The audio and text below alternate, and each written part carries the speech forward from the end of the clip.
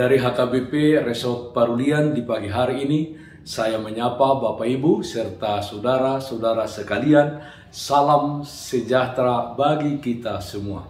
Sebelum kita mendengar dan merenungkan firman Tuhan di pagi hari ini, marilah kita berdoa. Ya Tuhan, berfirmanlah, hati dan pikiran telah kami buka dan siapkan untuk disapa firman Tuhan. Amin. Firman Tuhan yang menjadi sumber kekuatan dan sukacita bagi kita di dalam melaksanakan aktivitas kita satu hari ini, Senin 2 Mei tahun 2022, tertulis dalam 1 Korintus pasal 1 ayat 21. Demikian bunyinya. Oleh karena dunia dalam hikmat Allah tidak mengenal Allah oleh hikmatnya, maka Allah berkenan menyelamatkan mereka yang percaya oleh kebodohan pemberitaan Injil. Injil yang menyelamatkan. Saudara yang terkasih dalam Kristus Yesus, banyak kejadian di dunia ini yang terkadang tidak masuk akal manusia. Dan kita dengan heran bertanya, kok bisa ya? Namun demikian, di dalam keheranan kita tersebut, kita menyaksikan betapa kuasa Tuhan itu luar biasa. Apa yang menurut kita tidak masuk akal, bagi Tuhan hal tersebut bisa terjadi. Tidak demikian yang dituliskan Rasul Paulus kepada jemaat di Korintus. Paulus menulis dalam 1 Korintus bahwa kelahiran baru di dalam kerajaan Allah, yaitu keselamatan yang ditawarkannya kepada kita melalui Kristus.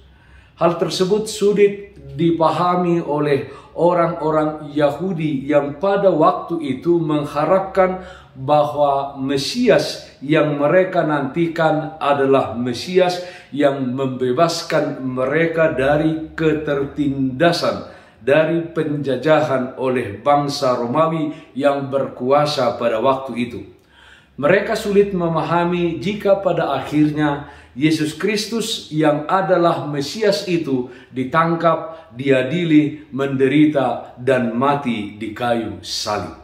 Saudaraku yang terkasih dalam Kristus Yesus, hikmat yang dimiliki orang Yahudi pada saat itu tidak memahami hikmat Allah di dalam diri Yesus Kristus yang menderita.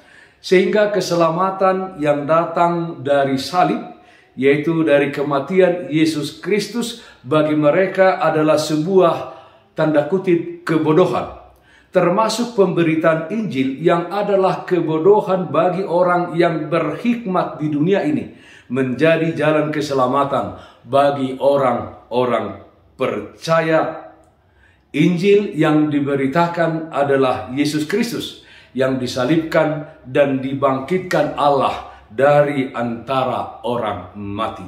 Cara Allah yang mengejutkan dan tidak populer bagi sebagian orang merupakan cara yang terbaik untuk keselamatan umat manusia. Saudaraku yang terkasih dalam Kristus Yesus, sebagai orang-orang yang telah menerima anugerah keselamatan, kita dipanggil untuk menjadi saksi supaya dunia melihat dan mengerti kebenaran tentang berita salib ini dan memahami Injil yang menyelamatkan. Marilah kita melibatkan diri di dalam penginjilan yang memberitakan Yesus Kristus yang disalibkan itu, yang menjadi jalan keselamatan bagi setiap orang-orang yang percaya kepadanya. Tetap nyalakan api penginjilan di dalam diri kita, apakah itu melalui kata maupun melalui perbuatan kita. Biarlah diri kita dikuasai oleh Roh Kudus, sehingga diri kita menjadi Injil yang hidup, Injil yang dapat dibaca oleh semua orang. Dan biarkan diri kita didorong oleh Roh Kudus dalam memberitakan kabar baik, memberitakan Injil kepada semua orang, supaya setiap orang diselamatkan. Injil yang menyelamatkan. Amin. Mari kita nyanyikan Bukendel 458 ayat 1, Barita Naun Muli. Barita Naun Muli, nasian Tuhan Yesus, saidomar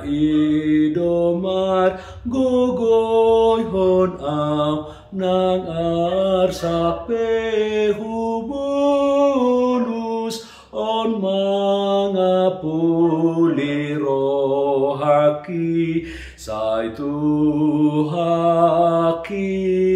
nabasai dodongaki.